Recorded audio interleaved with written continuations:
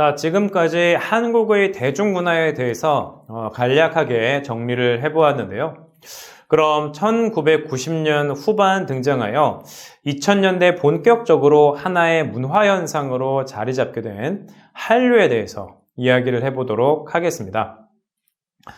먼저 한류란 이 엔터테인먼트, 음악, 드라마, 영화, 온라인 게임, 음식 등을 아우르는 한국 대중문화의 세계적인 인기를 말합니다. 한류의 표현은 보통 코리안 웨이브나 코리안 컬처 웨이브, 즉 한국의 물결이나 한국 문화의 물결을 의미하는데요. 한국의 각종 대중문화가 이 하나의 물결처럼 전 세계적인 인기를 얻고 있는 문화적 현상을 잘 보여주는 표현이라고 할 수 있습니다. 다시 말하면 이 한류라고 하는 것은 한국의 대중문화가 단순히 소비되는 것에 그치는 것이 아니라 하나의 현상으로서 인식되고 있다는 것을 의미하는 것이죠. 그리고 2021년에 이 한류가 확실히 전 세계적인 문화현상으로 자리 잡았다는 것을 보여주는 계기가 있었습니다. 바로 대표적인 영어 사전이라고 할 수 있는 영국의 옥스퍼드 영어사전에 한류라고 하는 단어가 등재된 것입니다. 사전은 한류에 대해 한국과 그리고 한국의 대중문화에 대한 국제적인 관심의 증가를 말한다고 설명하면서 특히 한국의 음악, 영화, 프로그램, 패션, 음식의 세계적인 성공이 대표적인 현상이라고 정의하고 있습니다. 그리고 주목할 만한 것이 하나 있는데요. 한류의 영어식 표현인 이 코리안 웨이브 혹은 코리안 컬처 웨이브를 사용하지 않고 이 한류의 한국어 발음을 그대로 알파벳 철자로 옮긴 한류, 즉 HALLYU, 이 한류라는 단어를 사용했다는 점입니다.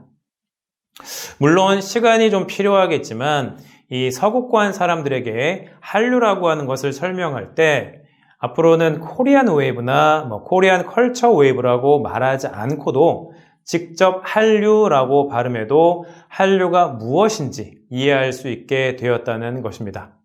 그리고 사전에는 이 한류라는 단어 외에 K-뷰티 또한 등재가 되었고요. 그리고 먹방이라는 단어도 함께 등재가 되었습니다. 이는 한국 대중문화가 세계적으로 얼마나 큰 인기를 얻고 있는지 보여주는 단적인 사례라고 할 수 있습니다. 이처럼 소프트 파워로서 한국의 대중문화인 한류는 한국의 국가 이미지 제고와 그리고 국가적 위상을 높이기 위해서도 중요한데요. 이와 관련하여 미국의 대통령이었던 이 버락 오바마 전 대통령은 2012년 3월 한국을 방문하여 이 한국 정부가 중시해야 할 것으로 한류를 언급하기도 하였습니다. 한국은 빠른 경제 성장을 통해 이 세계적인 경제 강국으로 성장한 것이 사실입니다. 하지만 지정학적인 요소와 그리고 자원의 부족, 그리고 상대적으로 작은 영토의 크기 등 여러 가지 물리적인 이유로 인해서 강대국의 반열에 들어가지 못하고 있는 것 또한 사실이죠. 또한 한국은 세계적으로 대중문화를 선도하는 유일한 나라도 물론 아닙니다. 그렇기 때문에 한국의 입장에서 이 문화라는 소프트 파워는 더욱 중요해질 수밖에 없습니다. 이런 측면에서 이 한국 정부는 풍부한 전통 문화를 바탕으로 이 소프트 파워를 발전시켜 왔고 이제는 대중문화를 중심으로 하는 한류를 바탕으로 더욱 풍부한 소프트 파워 자원을 가질 수 있게 되었습니다. 그리고 이를 바탕으로 한국의 국가 이미지 제고와 그리고 국가적 위상을 높이고 있죠.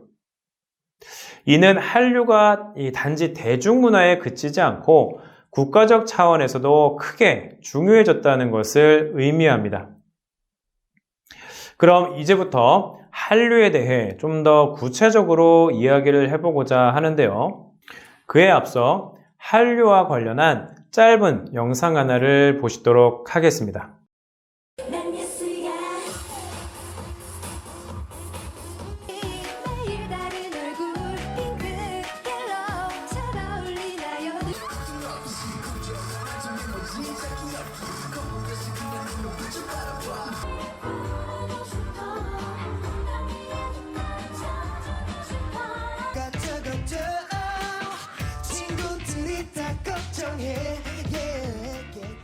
해질 무렵 서울광장은 해외 각국에서 온 K-팝 팬들로 가득 찼습니다. 한여름 무더위도 한류 열풍을 막지 못했습니다.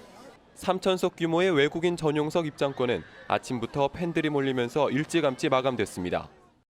We love it, but we have no tickets. We were too late, so it's sad.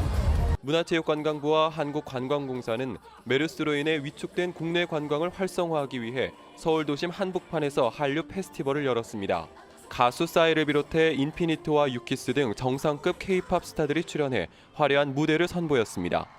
광장 일대에서는 공연과 테마파크, 화장품 업계 등 관광 관련 업체들이 홍보 부스를 마련하고 관광객을 모으는 데 열을 올렸습니다. 메르스가 기승을 부린 지난 6월 우리나라를 찾은 외국인은 평소보다 41%가 줄어든 상황. K-팝을 주축으로 한 한류가 국내 관광을 되살리는 마중물 역할을 하고 있습니다. KTV 임상재입니다. 이 영상은 2015년 서울광장에서 진행되었던 K-팝 페스티벌의 한 장면인데요. 영상을 보시면 한류에 대한 외국인들의 관심이 얼마나 뜨거운지 볼 수 있습니다.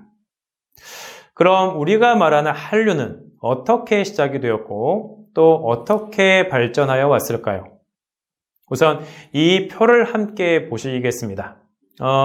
이 표는 2020년 정부가 발표한 신한류 진흥정책 추진계획이라는 추진계획에 포함되어 있는 내용인데요.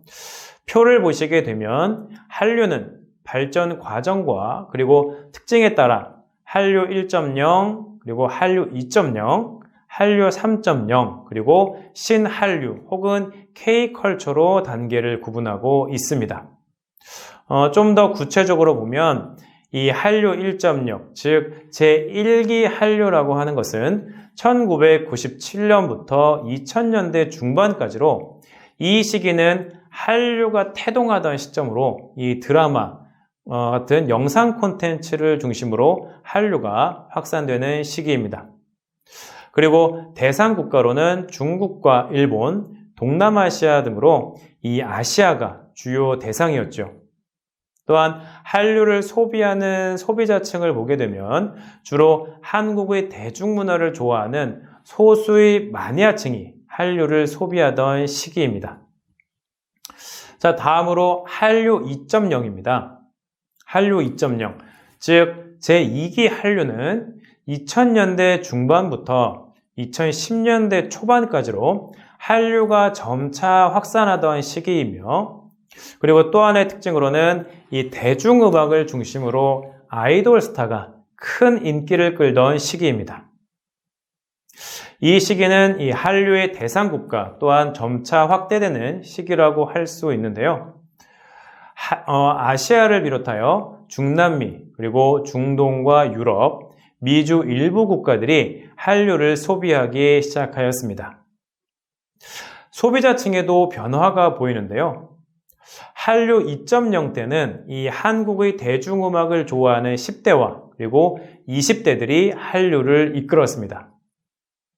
자, 다음으로 한류 3.0입니다.